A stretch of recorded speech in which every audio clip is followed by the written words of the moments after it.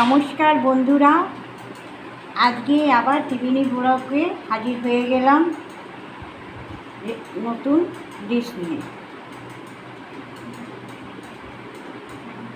আপনাদের সবাইকে ত্রিবেণী ব্লগে অনেক অনেক স্বাগত।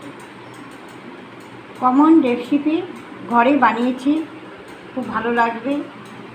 ঘরে রান্না করেছি, কী কী রান্না করেছি দেখাই। গরম গরম ভাত আর স্যালাড, তার সঙ্গে করলা ভাজা, আলু ভাজা, আলুটাকে বাদাম দিয়ে ভেজেছি, আর তার সঙ্গে আছে মাটন আলু, খুব সুন্দর স্পাইসি টেস্টি ইউনিক ডিশ।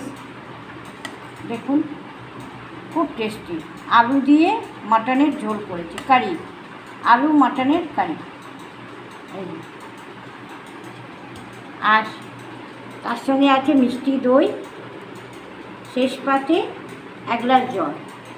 আমার ঘরে বানানো মাটন আলু দিয়ে কারি আর গরম গরম ভাত আর বাদাম দিয়ে আলু ভাজা কেমন লাগছে প্লিজ আমাকে কমেন্ট করুন, বেশি বেশি শেয়ার করুন, বেশি বেশি সাবস্ক্রাইব করুন, আমাকে সাপোর্ট করুন।